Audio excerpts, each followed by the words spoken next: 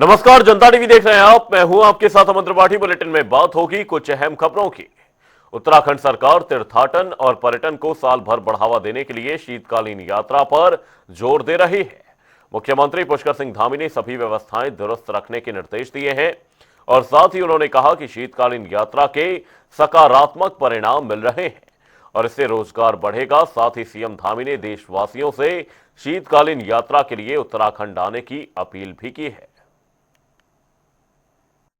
प्रारंभ की है और इसके बहुत अच्छे परिणाम सामने आ रहे हैं और इसके पीछे हमारा उद्देश्य है कि पूरा हमारा पर्यटन 12 महीने निरंतरता से चलता रहे, लोगों को काम मिलता रहे।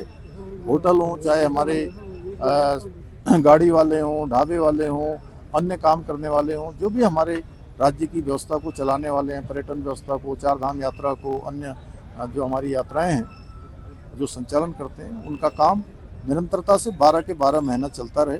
आदरणीय प्रधानमंत्री जी ने भी अभी मन की बात के अपने कार्यक्रम में 30 नवंबर को हमारे राज्य की शीतकालीन यात्रा का अपने कार्यक्रम में उसको सम्मिलित किया और पूरे देश और दुनियावासियों को उत्तराखंड के अंदर शीतकालीन यात्रा का क्या महत्व है और शीतकाल में यहाँ का कैसा मौसम रहता है, अच्छा मौसम रहता है, साफ मौसम रहता है, यहाँ का पर्यावरण शुद्ध है, हवा शुद्ध है, हर प्रकार से अच्छा परिवेश है, धूप पूरी तरह से खिली हुई रहती है। इसलिए मैं प्रधानमंत्री जी का भी धन्यवाद करता हूँ कि उन्होंने हमारे राज्य की जो प्राकृतिक सौंदर्य है, प्रकृति का जो हमें उपहार है, प्रकृति का जो आशीर्वाद है, वो पूरे देश और दुनिया को बताया है। मैं सबसे अनुरोध करता हूँ कि लोग शीतकाल में उत्तराखंड आएँ और अपनी यात्रा का कार्यक्रम बनाएं। हम सभी उत्तराखंड के लोग उनका स्वागत करेंगे, उनको एक अच्छा परिवेश मिलेगा, अच्छा वातावरण यहाँ। देहरादून में महानगर कांग्रेस कमेटी ने गांधी पार्क में महात्मा गांधी की प्रतिमा के समक्ष मनरेगा का नाम बदलने के विरोध में प्रदर्शन किया। कांग्रेस नेताओं ने केंद्र सरकार पर इतिहास बदलने और बदले की राजनीति करने का आरोप लगाया। वहीं महानगर अध्यक्ष डॉक्टर जसविंदर सिंह गोगी ने कहा कि मनरेगा यूपीए सरकार की ऐतिहासिक योजना रही है जिसने ग्रामीण रोजगार, गरीब उन्मूलन और महिला सशक्तिकरण में अहम भूमिका निभाई है। उन्होंने कहा कि मनरेगा का नाम बदलना महात्मा गांधी की विरासत पर हमला है और कांग्रेस इसका पुरजोर विरोध करेगी। कांग्रेस का इस पर मत है। देखिए, देश की सबसे बड़ी रोजगार गारंटी जो स्कीम थी मनरेगा, उसका नाम बदलने के लिए एक बिल लाया गया है जिसका हम लोग विरोध कर रहे हैं। ये अपमान महात्मा गांधी जी का नहीं है, पूरे देश का अपमान है। इसलिए हम यहाँ अपना विरोध दर्ज करा रहे हैं। और मनरेगा जो स्कीम कांग्रेस लेके आई थी, हर व्यक्ति को काम का उचित दाम उसने देने का काम किया है।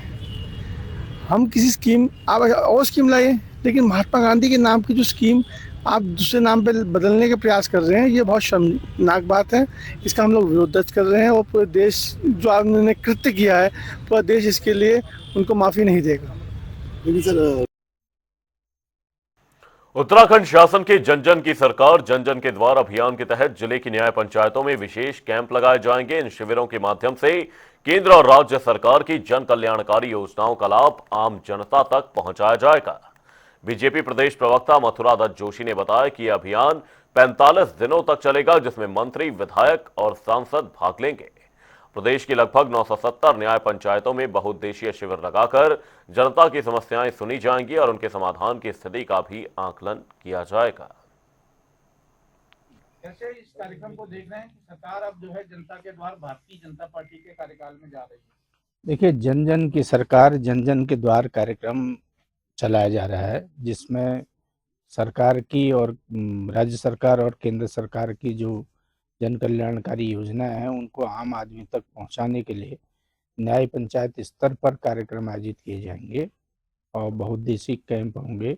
उसमें सरकारी योजनाओं की जानकारी भी दी जाएगी और जो स्थानीय लोगों की समस्याएं होंगी उनका स्पॉट पर ही समाधान किया जाएगा। हमारे संगठन की तरफ से हमारे दायित्वधारी और मंत्रीगण, विधायकगण और सांसदगण सब उन कार्यक्रमों में उपस्थित रहेंगे और ये 45 दिन का कार्यक्रम होगा।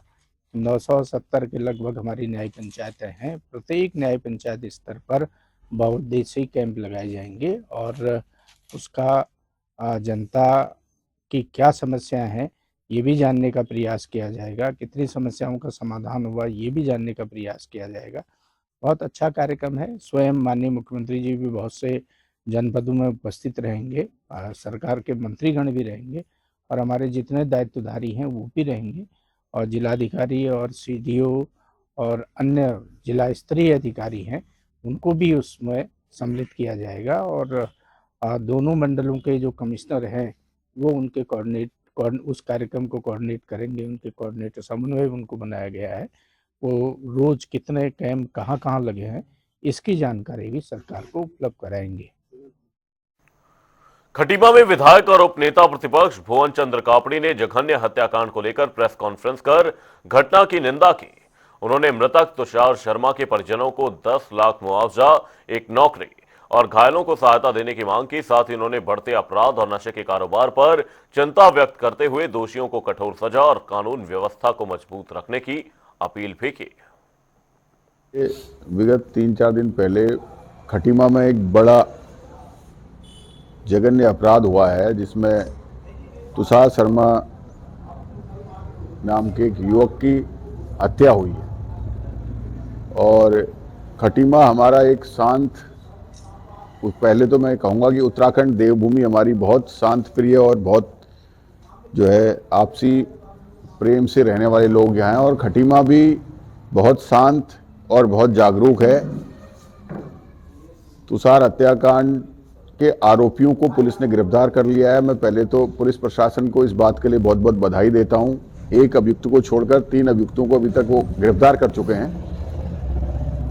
लेकिन हम सब लोगों को अब इस बात पर विचार करना चाहिए कि क्यों ये लगातार अपराध बढ़ता जा रहा है। ये खटीमा में चौथी घटना है, जो हत्या की घटना चौथी है। पहली अगर हम बात करें तो झनकट में एक सुनार को खुलेआम दुकान पर गोली मार दी थी, उसकी हत्या कर दी थी। दूसरा भारामल बाबा का डबल हत्याकांड।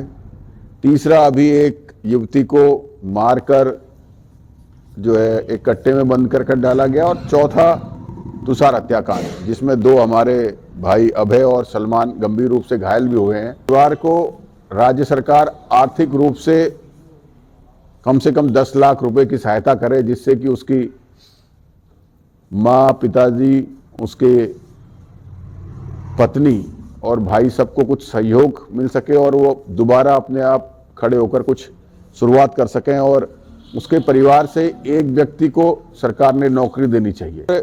हमने कानून व्यवस्था को और मजबूत करना चाहिए। हरिद्वार में एसएसपी प्रमींद्र डोभाल के निर्देश पर एसपी सिटी अभय कुमार ने बहादुराबाद थाने का अर्धवार्षिक निरीक्षण किया। इस दौरान साफ सफाई, भवन स्थिति और अभिलेखों की जांच की गई। वहीं एसपी सिटी ने कुर्की वारंटों के निस्तारण, सीसीटीएनएस पर जीडी एंट्री और लापता हिस्ट्री शीटरों की तलाश पर जोर दिया है। साथ ही महिला हेल्प डेस्क और साथ ही उत्तराखंड पुलिस ऐप के प्रचार और महिलाओं को जागरूक करने के निर्देश भी दिए। पुलिस विभाग में एक स्थापित प्रक्रिया है जिसमें अर्धवार्षिक और वार्षिक निरीक्षण की प्रक्रिया है। इसके अंतर्गत निरीक्षणकर्ता के दौरान हमारे द्वारा जो भौतिक संपत्तियां हैं और इसके अतिरिक्त जो हमारे बहुत सारे अभिलेख हैं उनका निरीक्षण करने के उपरांत उनको सूचनापरक, तथ्यपरक बनाने का प्रयास किया जाता है। इसी के क्रम में आज थाना बहादुराबाद का मेरे द्वारा आज निरीक्षण किया गया। उसमें जो भी हमारी संपत्तियां हैं उनको चेक किया गया, जो हमारे अन्य संसाधन हैं उनको देखा गया। साथ ही जो हमारे विभिन्न अभिलेख हैं जो अपराध और अन्य चीज़ों से संबंधित रहते हैं उनको चेक किया गया। उसमें बहुत हद तक थाना स्तर से उसको अपडेट किया गया था। जो अन्य कमियां थी उनको निरीक्षण के दौरान उनको इंगित करके और सामूहिक रूप से उसको निस्तारित कर लिया गया। उत्तरकाशी में उद्यान एवं खाद्य प्रसंस्करण विभाग की ओर से 1 दिवसीय माल्टा महोत्सव का आयोजन किया गया। गंगोत्री विधायक सुरेश चौहान ने दीप प्रज्वलन कर कार्यक्रम का शुभारंभ किया। किसानों और बागवानों ने उत्पादों की प्रदर्शनी लगाई। वहीं जिलाधिकारी प्रशांत आर्य ने माल्टा उत्पादन को व्यवस्थित करने और सेब, कीवी की तर्ज पर क्लस्टर मॉडल विकसित करने के निर्देश भी दिए। एक तो पारंपरिक फल है नंबर 1, साथ ही साथ माल्टा से परिचित सारे लोग हैं नंबर 2, और माल्टा उत्तरकाशी में हर एक जगह पे होता है, स्वयं भी होता है और उगा भी है। तो तीनों एक ऐसी संभावनाएं हैं जो किसी भी तरह से अगर इसका प्रबंधन उचित हो तो इसको एक बिजनेस मॉडल या एक क्लस्टर इकोनॉमिक मॉडल के तौर पर डेवलप किया जाना बहुत आसान है। तो वही काश्तकारों के बीच में आज हमने साझा भी करी जानकारी माल्टा से रिलेटेड। उनका प्रदर्शनी भी लगाई है, जगह जगह से वो अपने मॉडल लाए हैं, सैंपल्स लेके आए हैं। अभी माल्टा का उत्पादन जो उत्तरकाशी में वो लगभग 650 मीट्रिक टन है, लेकिन ये बिखरा हुआ है। बड़ा फल होने की वजह से ईजी नहीं है कैरी करना, तो लॉजिस्टिक प्रॉब्लम रहती है। अगर इसी को व्यवस्थित रूप में हम लोग लाते हैं और जिस तरह से सेब और कीवी का हम लोग उगा रहे हैं या उसका बागवानी कर रहे हैं, अगर माल्टा को उसमें लाते हैं तो एक बहुत बड़ा एक गेम चेंजर उत्तरकाशी या पहाड़ी जनपदों के लिए पूरी संभावना रखता है। तो उसी पे आज हमने काश्तकारों के साथ चर्चा भी करी, साथ ही उनके जो प्रश्न थे इसको रिलेटेड, जिसमें सबसे इम्पोर्टेंट यही था कि एक इसको कैरी करना या ट्रांसपोर्ट करना एक इश्यू रहता है, तो उसका समाधान हम लोग निकालेंगे। आप लोगों से प्रपोजल ले रहे हैं और जहाँ जहाँ पे जैसे ग्राम पंचायतों की ज़मीन है, व्यक्ति की अपनी ज़मीन है जिसमें वो अभी कृषि का कार्य नहीं कर रहा है, तो बिल्कुल पर्याप्त है ऐसी जगह पे माल्टा का हम लोग व्यवसाय प्रारंभ कर सकते हैं। जो मंशा है और हमारे प्रदेश के यशस्वी मुख्यमंत्री माननीय धामी जी की जो मंशा है कि हमारे इन पहाड़ों में हम उद्यान के क्षेत्र में कैसे आगे बढ़ें, हमारे काश्तकारों के, हमारे उद्यानपतियों की आजीविका कैसे मजबूत हो, हमारी जो तंगी स्थिति, माड़ी स्थिति जो है, आर्थिक स्थिति, वो कैसे मजबूत हो। तो इसके लिए निरंतर हमारी सरकार प्रयास कर रही है और इसी के तहत हमारा आज उद्यान विभाग की ओर से यहाँ पर माल्टा उत्सव का कार्यक्रम एक दिन का रखा गया है। पूरे विशेषज्ञ यहाँ पे आए हैं जो परीक्षण देंगे और बहुत अच्छा कार्यक्रम है। महिलाओं में भी काफ़ी उत्साह है और जो लोकल स्तर पर जो माल्टा का उत्पादन हो रहा है उसकी प्रदर्शनी पे लगी हैं, जो चीज़ें यहाँ पर बन रही है उसकी प्रदर्शनी लगी है। तो लगातार उद्यान विभाग इसके लिए लगातार प्रयासरत है और हमारी भी तमाम काश्तकारों और किसानों से यही अनुरोध है कि कुछ न कुछ इस परीक्षण से सीखें और उसको धरातल को उतारने का प्रयास करें। सितारगंज में प्रसव पीड़ा के दौरान 25 वर्षीय उर्मिला देवी की मौत के बाद भारी हंगामा हो गया है। कल्याणपुर क्षेत्र की रहने वाली उर्मिला को उमरिया रोड स्थित केयर अस्पताल लाया गया था, जहां इलाज के दौरान उनकी मौत हो गई थी। परिजनों ने उप जिला चिकित्सालय में कार्यरत डॉक्टर जेबा मलिक पर गंभीर लापरवाही का आरोप लगाते हुए अस्पताल गेट पर शव रखकर प्रदर्शन किया। गुस्साए लोगों ने एक डॉक्टर को पकड़कर घसीटने की कोशिश की, लेकिन कोतवाल सुंदरम शर्मा की तत्परता से स्थिति बिगड़ने से बच गई। जान हमारी जैसे महिलाओं के जान गया, उसे दर्द करना है, नौकरी छोड़ना है, उसे जाने का अस्पताल में आग लगेगा, अस्पताल में आग लगेगा या तो नौकरी छोड़ेगा, तभी तो उसको पता चलेगा। उनका ना वो ड्यूटी करती है और वो 6 महीने के लिए छुट्टी पे है और वो अपने घर पे भी अस्पताल खोल रखी है और इधर भी, और छुट्टी पे है और प्राइवेट अस्पताल में वो मरीजों को बुला करके और वो ऑपरेशन करती है। जेबा मालिक ये हाँ वो जिसका सल वो करी है, हमें नहीं मालूम है, बाकी लेडीज ने करी उसका ऑपरेशन, मालिक ने उसका नाम है डॉक्टर का। दर्द करना है, नौकरी छोड़ना है, उसे जाने का अस्पताल में आग लगेगा, अस्पताल में आग लगेगा या तो नौकरी छोड़ेगा, तभी तो उसको पता।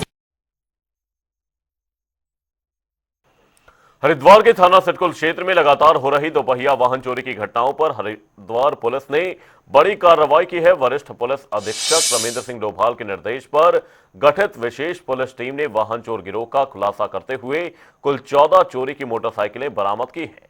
पुलिस ने गोपनीय सूचना के आधार पर पहले 2 संदिग्धों को चेकिंग के दौरान पकड़ा और इसी कड़ी में हरिद्वार के एसएसपी प्रमेंद्र सिंह डोभाल ने जनता टीवी के संवाददाता हर्ष सैनी से एक्सक्लूसिव बातचीत की। क्या कुछ रहा इस बातचीत में, वो सुनिए।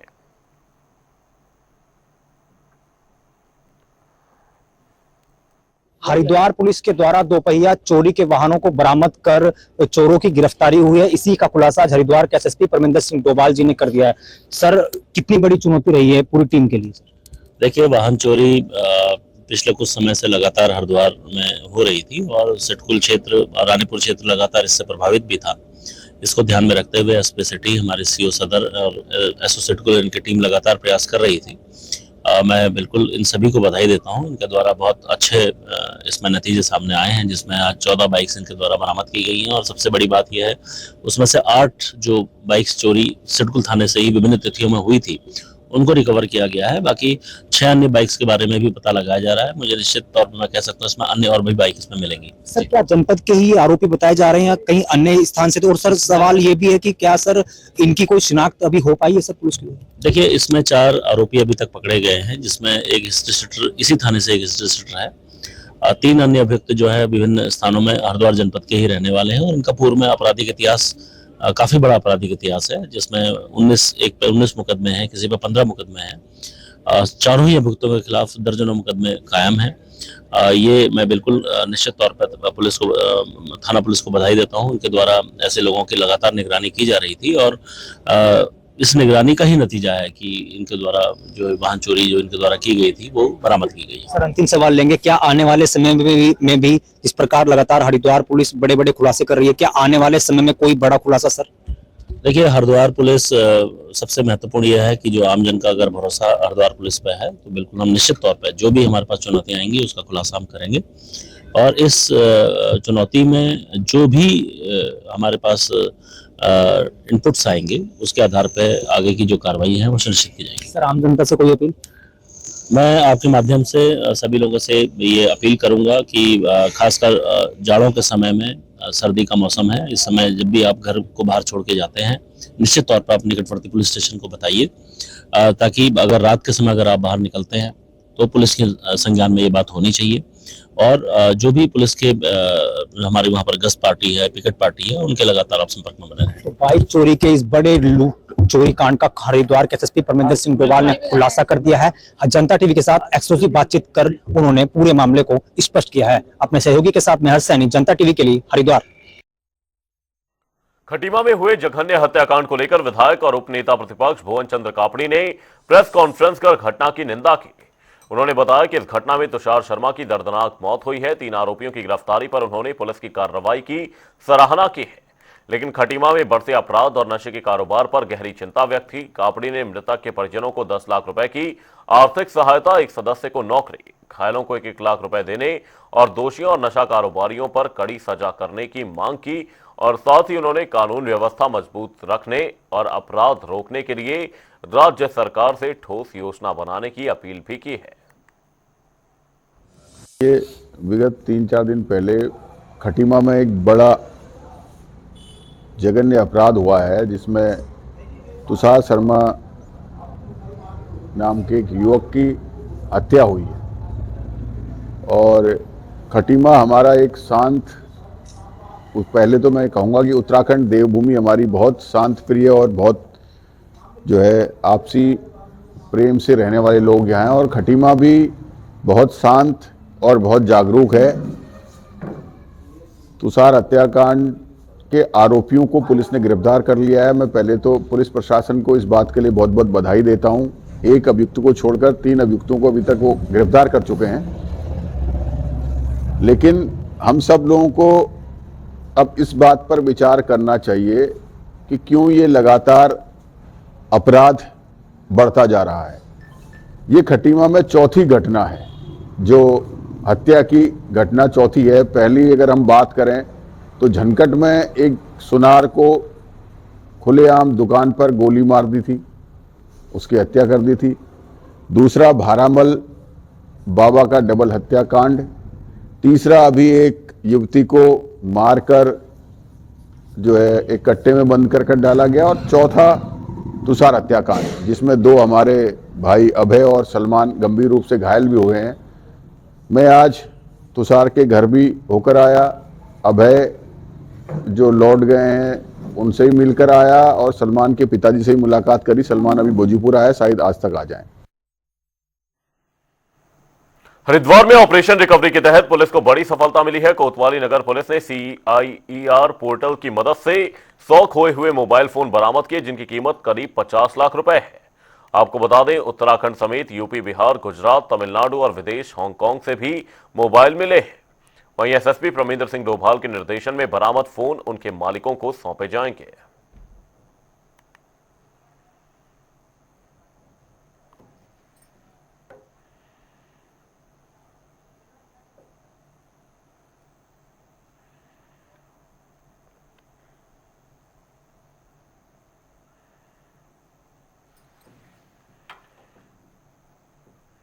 बुलेटिन में फिलहाल के लिए सिर्फ इतना ही। रुकेंगे एक छोटे से ब्रेक के लिए। देखते रहिए जनता टीवी।